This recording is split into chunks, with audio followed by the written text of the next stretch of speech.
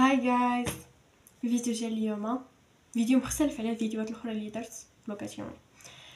هذا الفيديو نصائح للدراسه، فيه بزاف من النصائح، ممكن يكونوا 50، ممكن يكونوا 100، ممكن يكونوا ما عرفتش شحال.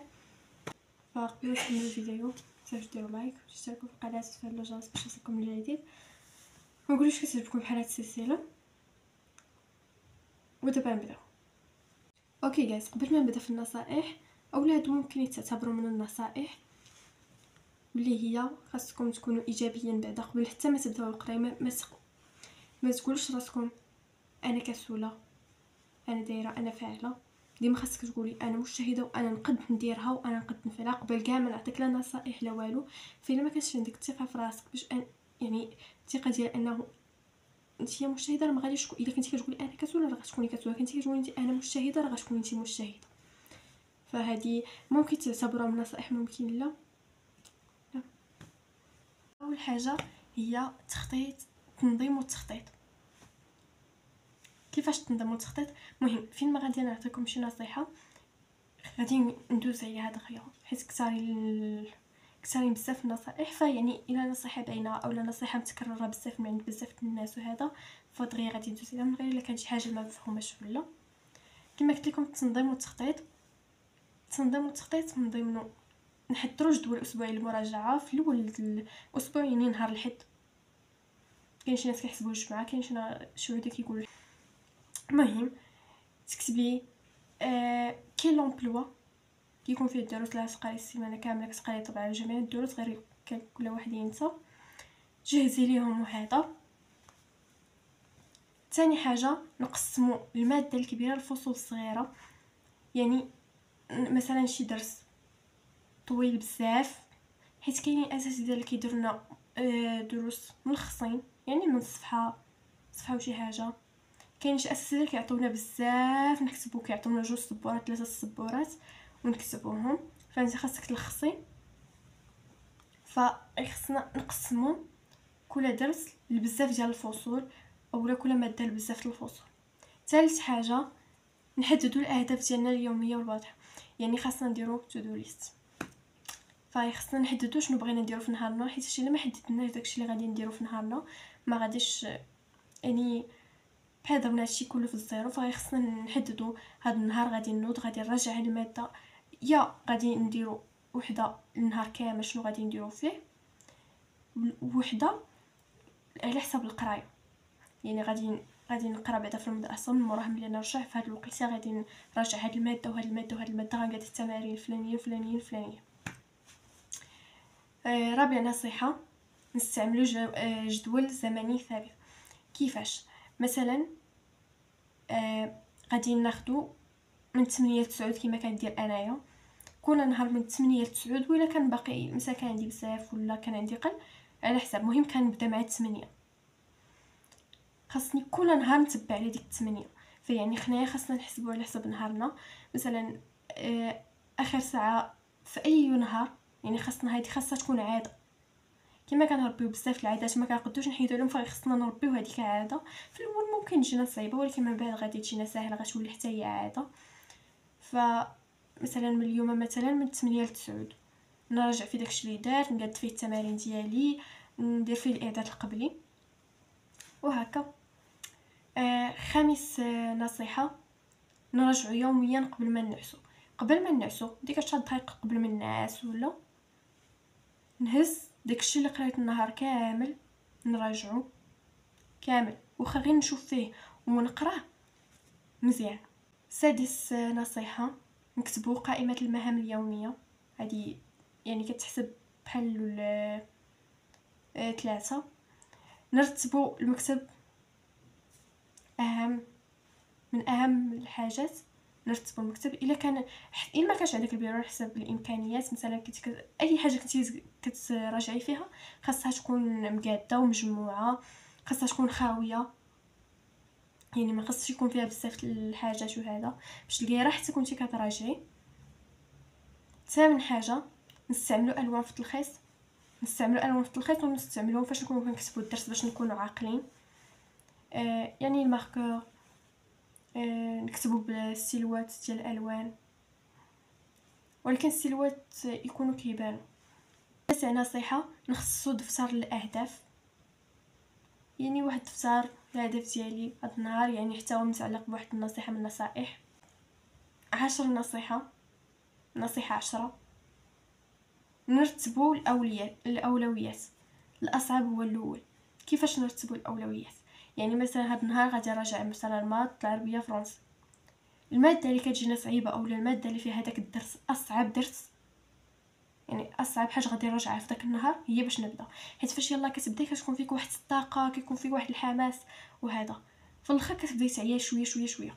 فداك الحماس نفرغوا في هذاك الشيء اللي صعيب، من موراها نبدا شويه هكا. ديك الساعه غادي نكون دامجت مع القرايه وغادي يجيني داكشي كله ساهل وما غاديش نعيا من القرايه.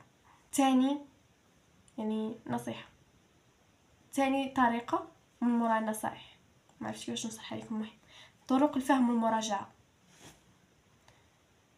اول حاجه غادي نحسبها من نصيحه 11، نشرحو بصوت مرتفع.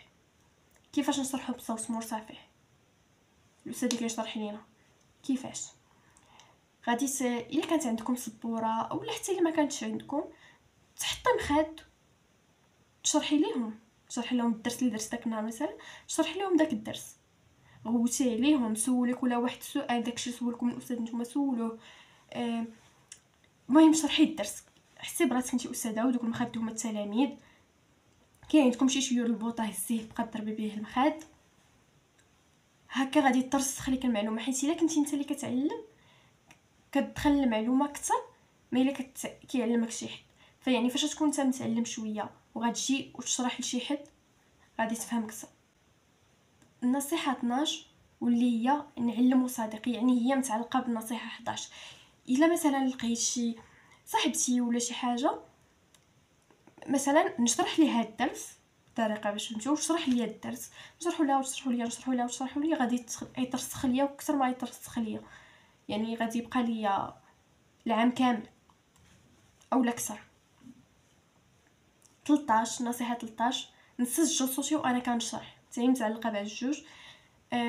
مثلا هاني انا كنشرح لدوك المخاد اولا هذيك الصديقه ديالي، يكون شي تليفون شي حاجه، ولا نكون هازه التليفون وكنشرح فيه.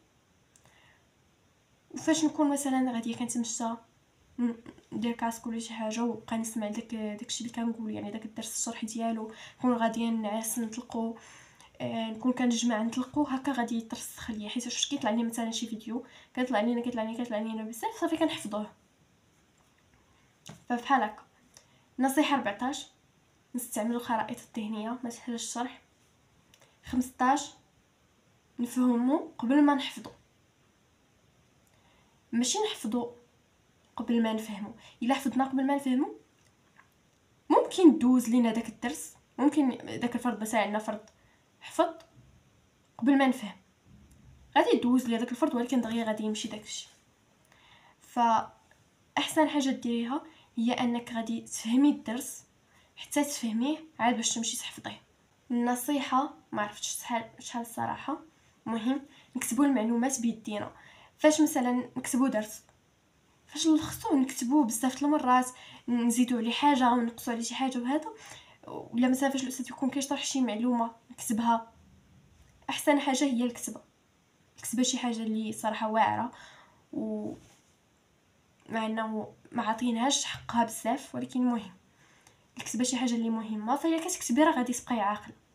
نصيحه 15 على ما اظن، نربطوا الدروس بالامثله الحياتيه. كيفاش؟ مثلا الدرس ديال مثلا التاريخ غادي نربطو مثلا كاين شي حرب شي حاجه غادي نربطوها، كاين الحرب تما. ما عرفتش الصراحه دابا حاليا مشى ليا كلشي الافكار، ولكن المهم نربطو. مهم شي كلمه مثلا شي كلمه ما بغاش تحفظ لينا مثلا الفرنسي عطا لينا نحفظ مثلا شي بويز ولا شي حاجه، شي كلمه ما بغاش تحفظ غادي نربطها بشي كلمه اخرى، وهكا فين ما غنوصل لهاديك الكلمه غادي نتفكر ديك الكلمه اللي ربطتها بها وغادي نتفكر الكلمه اللي خاصاني. النصيحه 16، نصيغوا نعاودوا صياغه اخرى للدروس بكلمات ديالنا. كيفاش؟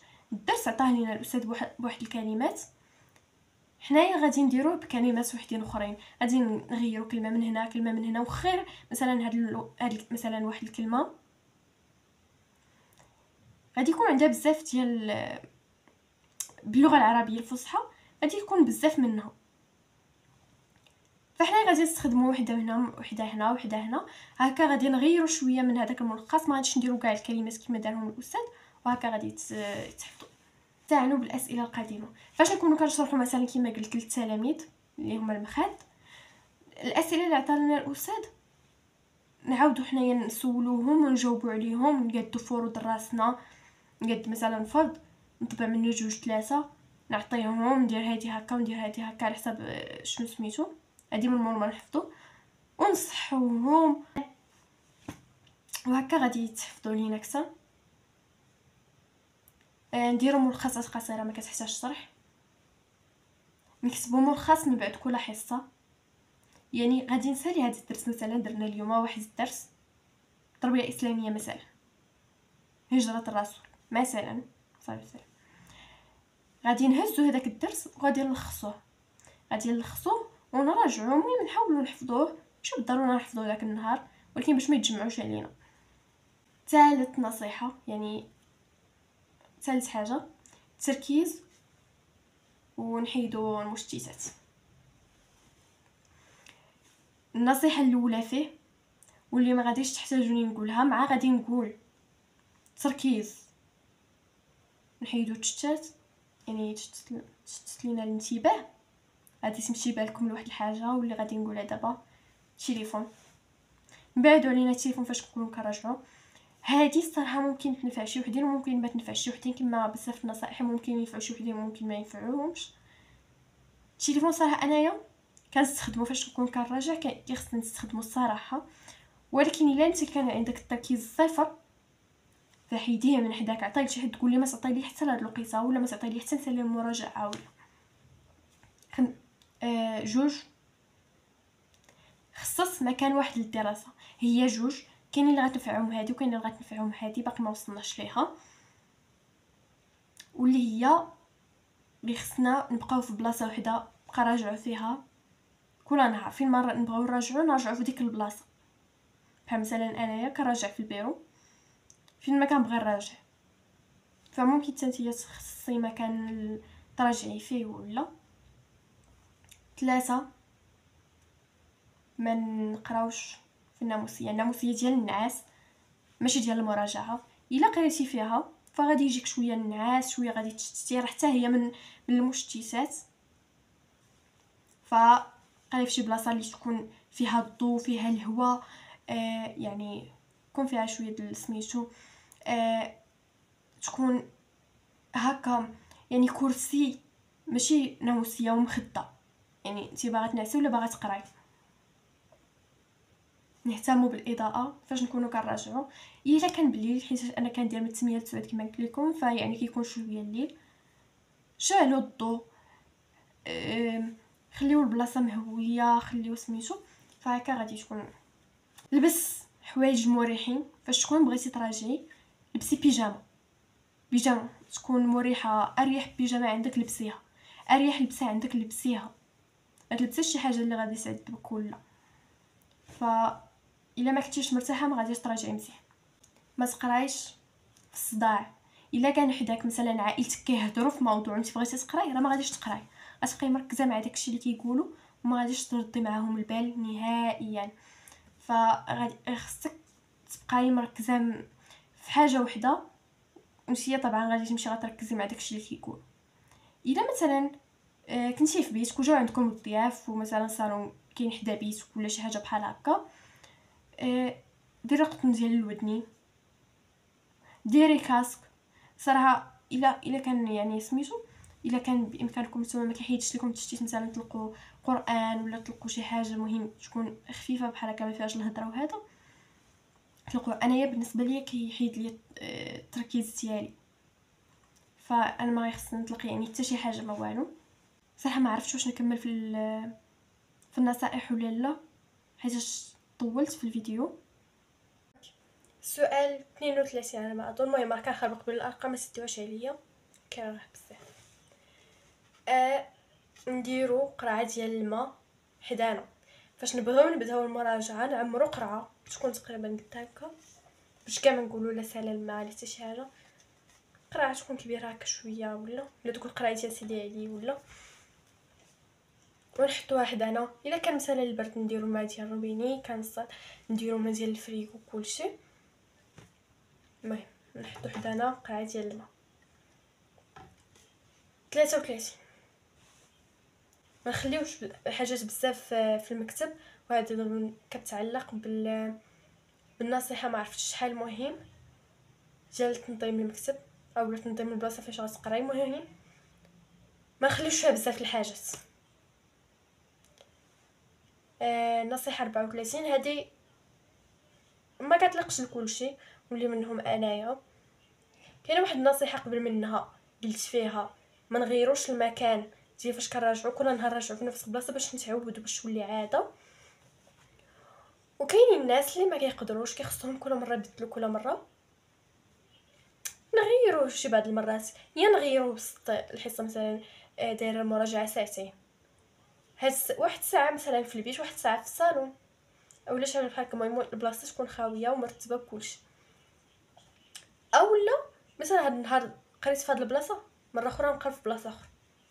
نصيحه 35 ولا هي نغلقوا الاشعارات. كاين تطبيق اللي كيحبس كاع الاشعارات اللي كيوصلوا للتليفون ما بين هذوك السوايع اللي قلتي ليه، ولا كان عندك نتيا شويه ديال التركيز وهدف بلا ما تغلقي بلا والو. بحال انا مثلا كنكون مثلا هزت التليفون قبل بشي 5 دقائق ولا ما نبدا المراجعه، كيحط شي حد كيعجبني نتفرج فيه، كيشدني داك سميتو، كنبغي نكتب غير بالزربه باش نسالي. فاش كندير باش نهني راسي واخا تكون وصلت ديك الساعه الوقيته، الا ما كانش الفيديو طويل بزاف يعني 10 دقائق ربع ساعه كاع ماشي مشكل، نحيدوها ونزيدوها نتفرج في داك الفيديو. حيت الا ما تفرجتش فيه غبقى نسربي نقول صافي راه غير هادشي اللي تعطى لينا، راه غير هادشي اللي درنا، غير هادشي درنا باش نمشي نتفرج في الفيديو. فالله ما تفرجت فيه قبل ولا نبقى نسربي وما نكون راجعت والو. حتى ساعه حداك باش تتابع الوقت. المهم غير الا بغيتي ماشي شي حاجه اللي مهمه. نحط كاع الكشوبه وكاع الادوات اللي غادي نحتاج ديك السوايع اللي غادي نراجع فيهم داك النهار، باش حيت الا نطي باش تمشي تجيب ستيلو واحد شويه نطي باش تجيب قلم راه كيضيع الوقت. ممكن تلها، ممكن تبغي تسربي تشوف العائله مثلا جالسين مثلا في ديك البلاصه جالسين كيهضروا هذا حتى انت تبغي تمشي تشارك معاهم الحديث. اللهم تدي لك الباب وتسد السرجم وتدخل تراجع اولا تحل السرجم ما كيهمش. نصيحه 30 ما تبداش تراجع وانت فيك الجوع ولا انت شبعان ديال بصح. الا كنتي فيك الجوع ما غاديش تقدر تكمل، غتشدك السخفه. والا كنتي شبعان بزاف غادي يجيك النعاس. فتكون متوازن، تكون واكل شويه. مهم يكونش فيك الجوع وما تكونش شبعان من فوخا كرشك. نصيحه 39 قرا اولا راجع في الوقت اللي كيكون فيه عقلك كتحس بلي هذاك الوقت كيكون عقلك مرتاح. بحال مثلا الصباح فاش يلاه كتفيق ما كيكون في عقلك حتى شي حاجه، يعني الحاجه دغيا كتدخل. ودابا على ما اظن نصيحه 4 تحفيز والاستمراريه. التحفيز والاستمراريه فيها بزاف حتى بزاف النصائح. نصيحه 41 كاينين الناس اللي كتفيدهم كاينين اللي لا. المهم انايا ما بغيتش باش كل مره ماشي كل مره نبقى نعاود هاد الجمله. ما بغيتش ندير نصائح اللي كيفيدوني غير انا بوحدي ولا اللي كينفعوا معايا انايا. بغيت نحط نصائح اللي ممكن يفيدوا هادو وممكن ما يفيدوهمش، ممكن يفيدك انت وما يفيدش واحد اخر.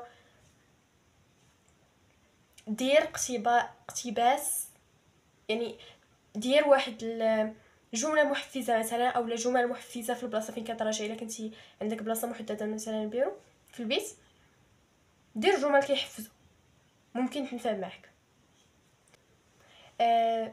نصيحه 42 فاش تسالي المراجعه ديالك وهذا كافئ راسك من مور ما تسالي. قول مثلا عندك شكلاط، قول ما غاديش ناكلو حتى نسالي. الا ما ساليتيش ما تاكلوش داك النهار، فانت غادي تكون عندك داك التحفيز ديال انك تسالي باش تاكل هذيك الحاجه. اولا من غير كاع الماكله تشري لراسك شي حاجه، تمنع راسك. مثلا انت باغي تشري سروال مثلا، الا ما سالي قول الا ما ساليتيش المراجعه ديال هاد الحاجه ولا ما غاديش تشري داك السروال ابدا. بحال هكا ما تقارنش، نصيحه 44، ما تقارنش راسك بالاخرين.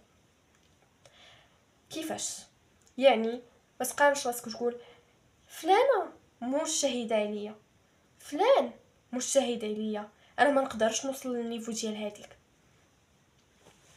الا كنتي كتقول هاد الكلام راه غادي يولي بصح. الا كنتي كتقول بلي انا نقدر نفوت هذيك باش فايتاني ما فايتاني بوالو، انا مجتهده عليها، غادي تدخل هاد الجمله غتعاودها وتعاودها اليوم، تعاودها غدا، تعاودها بعد غدا، غادي تدخل لك راسك وغادي فعلا تولي هذيك الحاجه. فما عمرك ما تقارن راسك بالاخرين. نصيحه 46، كل نهار في الاخر ديال النهار كتب شنو تعلمتي فيه. تعلمت هادي مثلا قريتي التاريخ تعلمت بلي راه كاينه هاد الحاجه وكاينه ما كايناش هاد الحاجه. تعلمت دونوا تدوين شي حاجه اللي زوينه. نصيحه 47، ذكر راسك كل نهار بالهدف. كل مره ذكر راسك فقتي في الصباح قول علاش انا غادي نقرا باش نولي مثلا مهندسه، باش نولي طبيبه، باش نحيد مثلا كنتي في ظروف اللي مثلا متوسطه، ولا باش نحسن من الظروف ديالي، باش نصيفط موبا للحج او لعمره. فهكا باش هذا غادي يكون لك حافز، فاش كل مره بقى تذكر علاش كتمشي تقرا، علاش كدير، علاش كتفعل، غادي يكون حافز. النصيحه 48، دير صور ديال احلامك قدامك. كاينين الناس اللي كيديروا في كل عام في الاول ديالو كيديروا لائحه الاهداف وكيعلقوها. صح انا هاد العام ما درتهاش ولكن كتباهم. ف دير صور، مثلا انا باغي نشري هاد الطوموبيله، دير الصوره ديال الطوموبيله وخدم خدم خدم. فين ما تشوف ديك الطوموبيله غتمشي تخدم باش تشري باش تحقق داك الحلم وتشري هذيك الطوموبيل، باش في الاخر العام دير عليها كروه هكا بلي راه درت هاد الحاجه. دير دفتر ديال الانجازات ديالك. النصيحه